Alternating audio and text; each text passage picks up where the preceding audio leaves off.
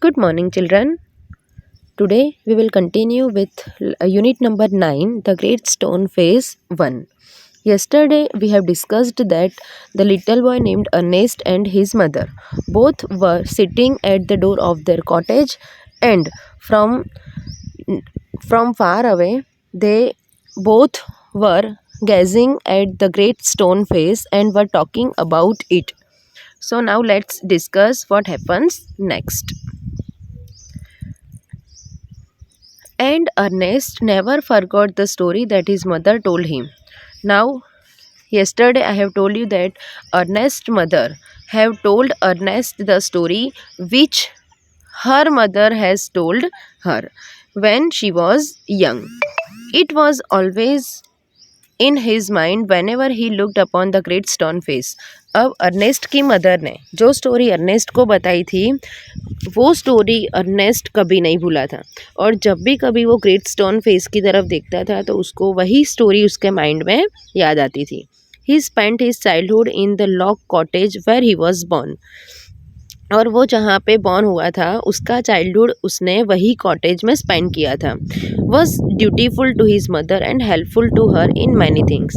और जो अर्नेस्ट था वो अपनी मम्मा को बहुत सारी हेल्प करता था, assisting her much with his little hands and more with his loving hurt.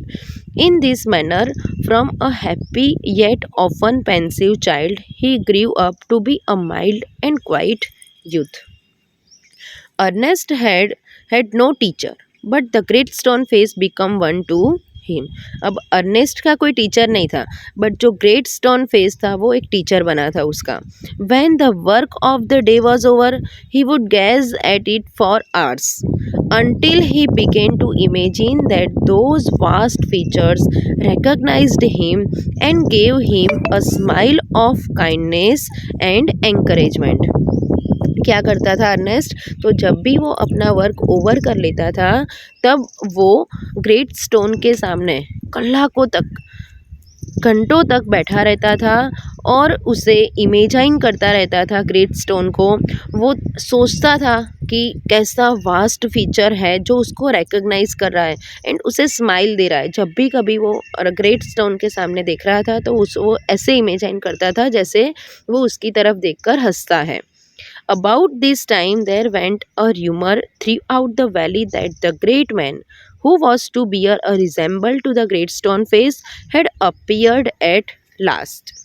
It seems that many years before a young man had left the valley and settled at a distant seaport. अब क्या हुआ, तो अब वो valley पर एक rumour spread हुई. Rumour means जिसे हम अफवाह बोलते हैं, राइट, जो सच नहीं होती है. वो र्यूमर क्या स्प्रेड हुई कि सब लोग ये बोल रहे थे कि जो ग्रेट स्टोन फेस की तरह दिख रहा था, जिसका लुक, जिसका अपीयरेंस वो इंसान किसी को दिखा था.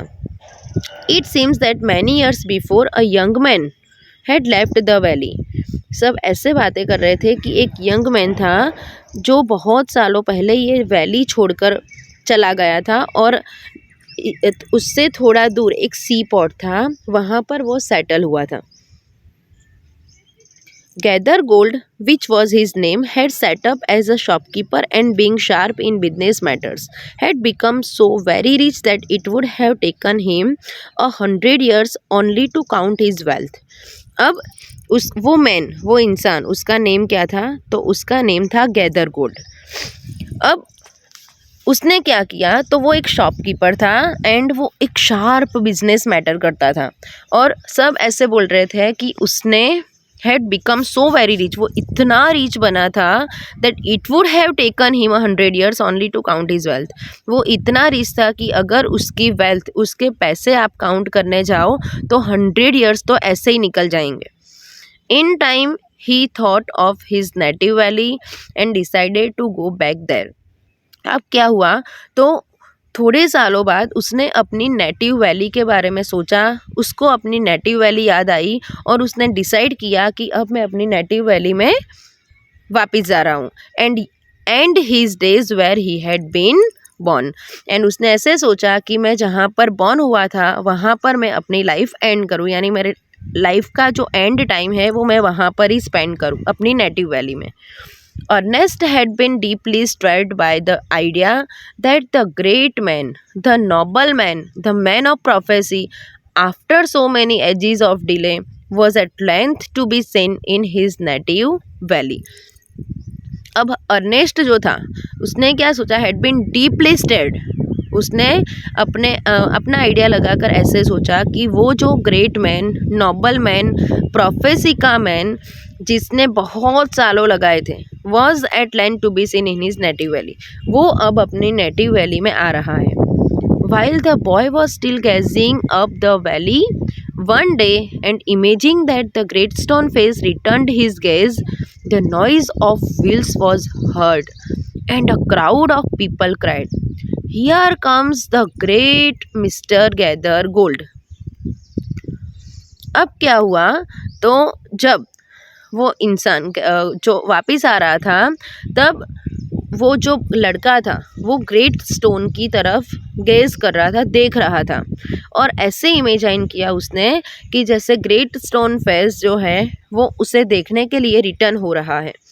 The noise of wheels was heard, उसने व्हील की आवाज़ सुनी और बहुत सारे लोगों की आवाज़ सुनी जो चिल्ला रहे थे कि here comes the great mister gather gold.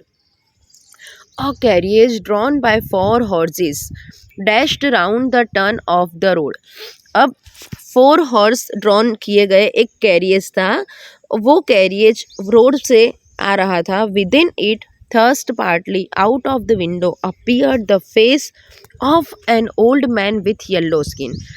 अब उसके अंदर से जो कैरियज आ रहा था हॉर्स का, उसके अंदर से जो एक विंडो थी, उसकी जो स्पेस थी, उसकी स्पेस से दिखाई रहा था बहुत दूर से कि एक ओल्ड मैन का फेस था और उसकी जो स्किन थी वो कैसी थी, येलो थी।